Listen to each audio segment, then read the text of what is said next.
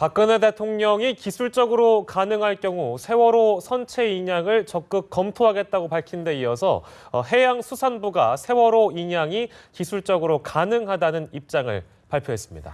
사실상 인양이 유력해 보이는데요. 세월호 인양 기간과 발생 비용은 얼마나 될지 또 걸림돌은 없는 건지 전문가와 함께 짚어보겠습니다. 천안함 인양에 참여하셨던 이청관 잠수병장과 백성분 변호사와 함께합니다. 어서 오세요. 어서 오십시오. 안녕하세요. 예.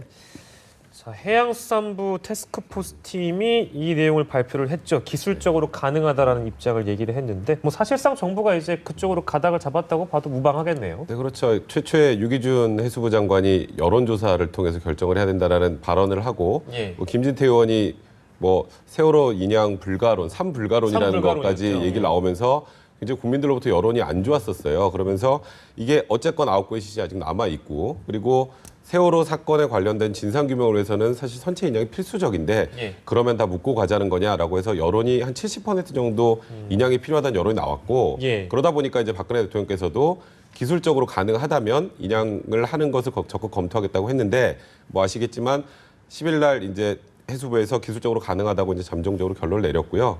또 유기준 해수부 장관이 지금 여론의 상황을 보면 여론조사가 불필요하다 이런 얘기까지 하셨거든요.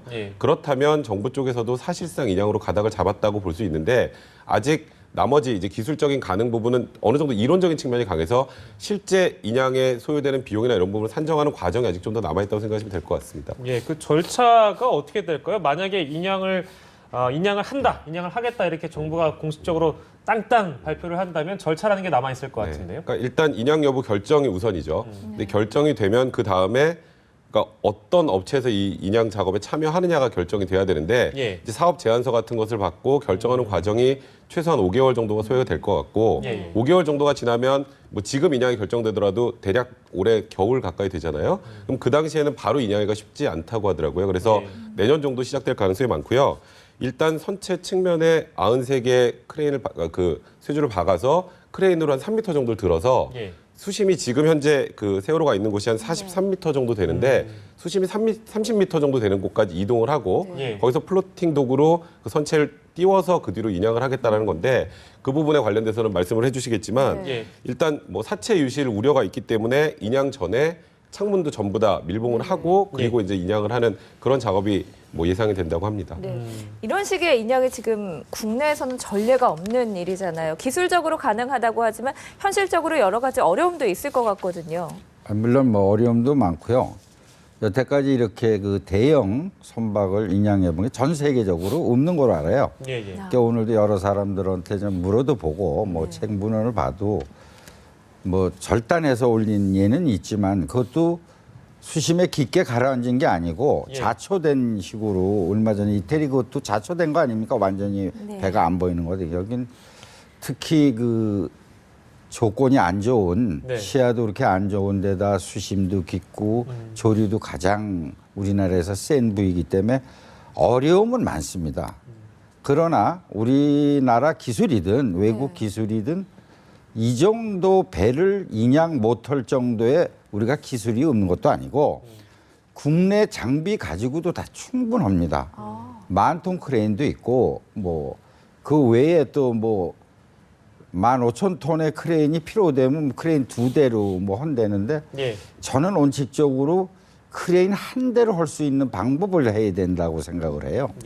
왜 그러냐면 크레인 2대가 수심 40m에 들어가 있는 거를 양쪽에서 들어서 이렇게 진짜 이 바란스를 맞춰가면서 이 들기가 해상은 특히 더 어렵습니다. 육상도 그런데 특히 배 길이가 140 몇 미터 아닙니까? 그거를 양쪽에서 벗어나서 100m 떨어진 데서 서로 이렇게 든다는 게 그게 아주 저는 쉬운 일이 아니라 그전에 그 TF 회의 때도 저는 얘기했지만 될 수 있는 대로 하나 10,000톤 크레인 하나로 인양할 수 있는 방법을 우리가 생각을 해야 된다. 그건 뭐냐? 지금 그 배가 가는데 이제 인양하는 방법이 여러 가지 있습니다. 돈은 없는데 세월호가 무게가 6,000 몇백 톤, 짐 실는 거 3,000톤에서 10,000톤을 잡지 않습니까? 그럼 10,000톤을 크레인에만 의존해서 들을 거냐? 아니면은 거기 공간 이제 기름은 뭐 빼야 될 거고 유류 빼고 그거 안 나오게 거기다 공기를 집어넣든지 또 바라스 탱크, 보이루 탱크 이런데 공기를 집어넣어서 부력을 얻으면 예. 10,000톤 가지고 저는 충분하다고 보거든요. 그런 것도 생각을 해봐야 되는 거 아닌가 싶습니다. 인양하는데. 네, 근데 그 명장께서도 천안함 인양에 참여를 하셨으니까 잘 아시겠지만 그 무게라는 게 세월호가 훨씬 더 무겁기 때문에 언뜻 생각하기에는 그 일반적인 사람들은 크레인 2대로 이거를 드는 것과 예. 한 대로 드는 거의 차이는 분명히 있지 않겠느냐. 그래서 하나로 하기엔 좀 어렵지 않을까 이렇게 의구심이 들 수도 있을 것 같아요. 물론 그런데요. 저는 그런 많은 인양 해보고 온 거에 여태까지 크레인 2대로 써본 경험이 없어서 제가 이런 말씀을 드리는지는 모르겠지만 예. 한 대로 하는 게 더군다나 이거를 들어서 한 번에 올리는 것도 아니고 이동을 하겠다는 거 아닙니까? 네. 이동을 한다는 게 진짜 10,000톤, 뭐 7,000톤, 뭐 3,000톤 이 크레인 2대가 보시면 알지만 어마어마합니다. 막 빌딩이 움직일 정도로 큽니다. 예. 그거를 2대를 또 더군다나 배 밑에 또 큰 빌딩 하나가 지금 100m 되는 거 배가 가라앉은 거 3개입니다. 큰 덩치만. 예. 그거를 끌고 가야 되지 않습니까? 몇 킬로를 갈지 모르겠는데 몇 킬로를 가서 30m 되는 수십 메다 놓겠다는 얘기 아닙니까? 그게 과연 실제로 조류 세고 할 때 가능하냐? 그리고 또 시간 맞추기가 2개 가지고 하면은 하나 가지고 빨리 올리는 것보다 이 올리는 속도가 늦어져요. 그건 정확한 겁니다. 그렇다면 우리가 조류가 없을 때 완전히 들어서 조류 없는 시간에 조류가 가장 약한 시간에 웬기자고 생각을 하고 시도를 했다고 그랬을 때 예. 2대 가지고 그게 잘 안 맞아서 바란스가 안 맞아서 시간을 끌면 진짜 조류가 너무 세게 와서 어떤 제2의 사고가 날 가능성도 없지 않아 있는 겁니다. 그런 거를 다 고려해 보면 제 생각에는 제가 만약에 그런 걸 맡아서 한다면 전 크레인 하나 쓰는 거로 택하겠어요. 크레인 하나로. 10,000톤이면 작은 크레인이 아니에요. 사고의 위험성 때문에 결국에 이제 크레인 한 대로 하는 게 적합할 것 같다. 그러니까 신속성, 사고 방지 예. 여러 가지로 컨트롤하기가 쉬운 거죠. 2개 가지고 컨트롤을 하려면요. 2개 가지고 다크보드 몇 척이 딱 끌어가지고 그걸 갈 거 아닙니까? 자기 혼자의 그 기동력이 없는 게 크레인선이거든요. 예. 제3 타크보드가 끌어야 되지 않습니까? 네. 타크보드가 그럼 한 척에 2대씩만 해도 4척이 다 이게 맞아야 그대로 가는데 그런 게 참 실질적으로 어려운 점이 많습니다. 네.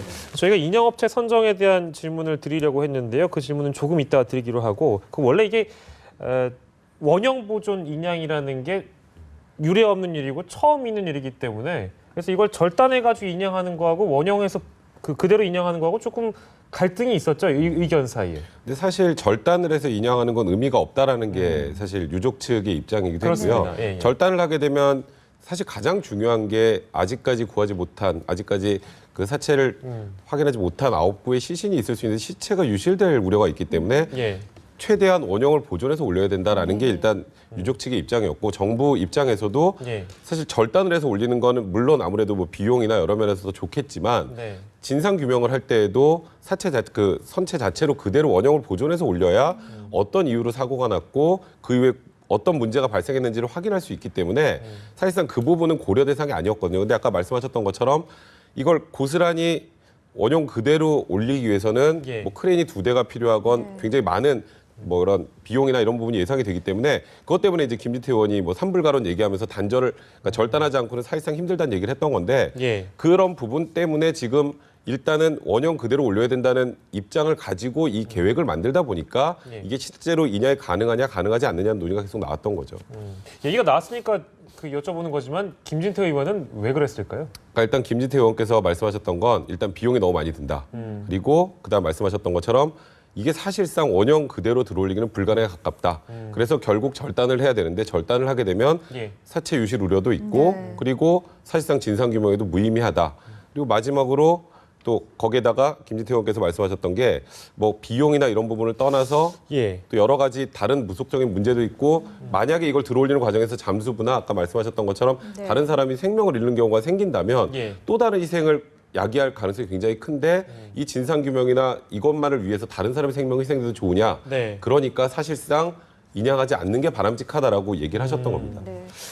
상당히 여러 가지 변수가 고려가 돼야 될 것 같은데요. 앞서서 그 크레인 한 대를 사용하는 방안을 제시를 해주셨잖아요. 그런데 인양 전체적인 방법, 태스크포스 팀에서 리스크가 적은 방식으로 내놓은 게 그 크레인 연결해서 선체를 유속이 느린 곳까지 끌고 간 다음에 플로팅 독을 이용해서 끌어내는 방식이었습니다. 아마 업체에 따라서 여러 가지 방법이 또 바뀔 수도 있을 것 같은데 그렇다면 이 부분에 대해서는 좀 동의를 하시는 겁니까?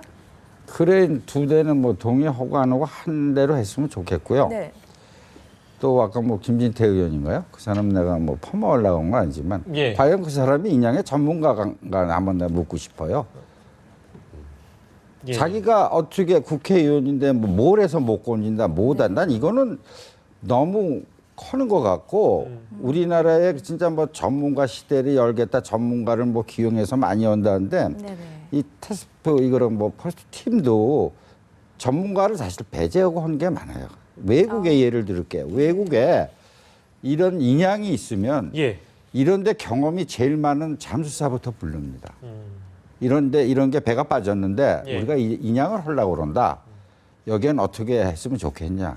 이런 거부터 수렴을 하고 거기를 바탕으로 해서 모든 설계가 만들어지고 그럽니다. 그리고 가장 지금 이게 잘못된 게 현장 그 사실 외국 사람이 와서 다 보고 그래서 뭐 그런 걸 냈겠지만 그 사람들이 현장의 그 조건을 확실히 알아서 이런 설계를 했느냐가 또 의문이에요. 조류 있고 수심이 있고 뭐 있는데 그러면 지금 그 해수부 탭에서 내놓은 그 방안이 여기서 가장 중요한 게 우리는 그걸 알아야 돼요. 우리 전문가로서는 맨 처음 딱 하면 배를 인양한다, 세월호 인양한다 그러면 제일 먼저 하는 게 잠수사 일을 가장 많이 줄여서 인양하는 방법이 뭐냐고를 생각해야 됩니다. 왜 그러냐?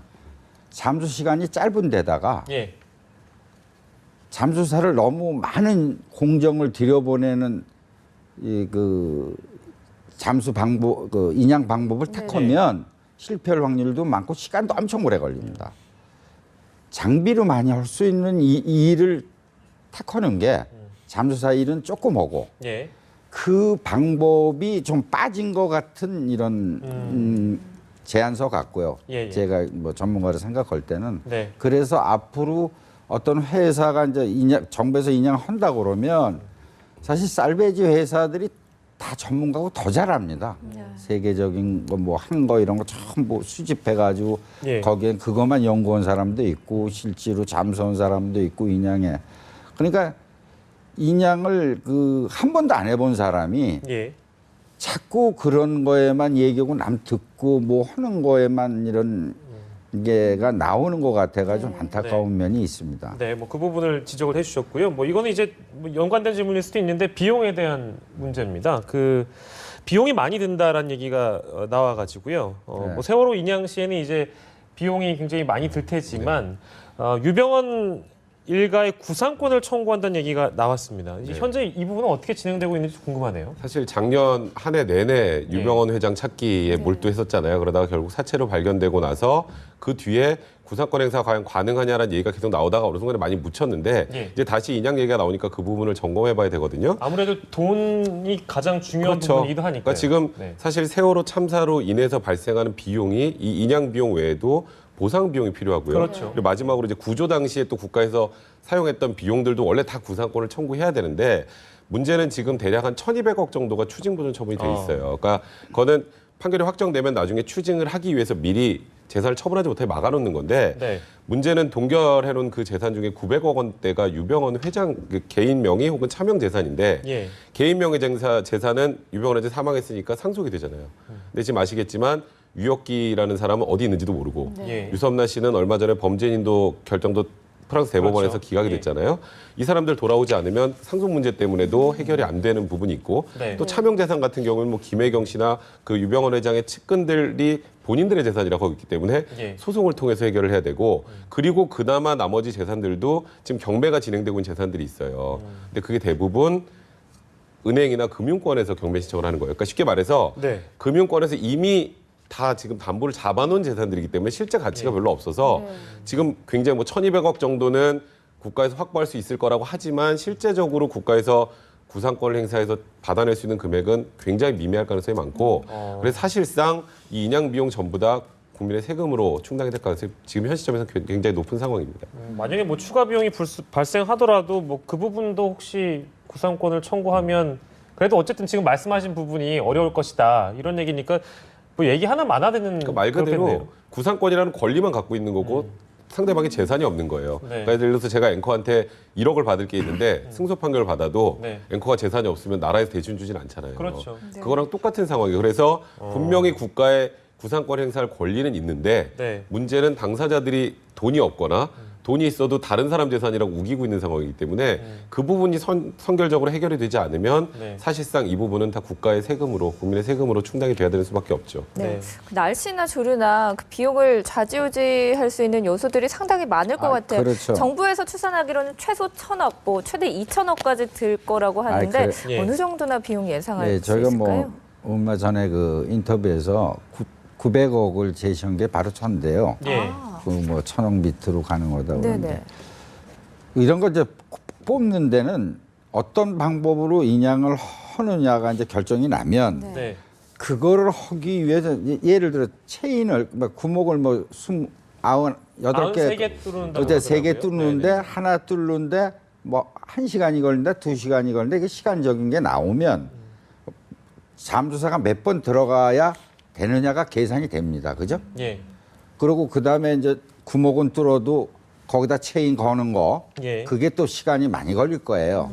사람이 그 손으로 핸들링을 못하고 작은 크레인 한 100톤이나 150톤 크레인으로 내렸다 올리고 다 그렇게 조정을 해줘야 잠수사는 그 인도만 해서 그게 하는 거거든요. 예. 그런 공정이 많이 걸리기 때문에 그런 시간이 나와요.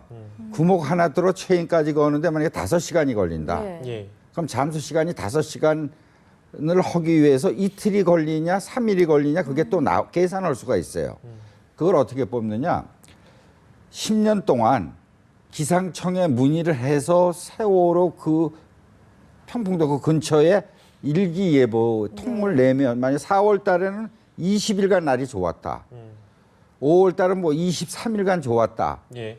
6월은 뭐 태풍이 와서 뭐 18일밖에 안 좋았다. 이런 통계가 쭉 나온 게 있습니다. 그러니까 똑같지는 않겠지만 금년에 작업하는데 똑같지는 않겠지만 10년간 통계를 내면 맺힌 게 나옵니다. 그죠? 올별로.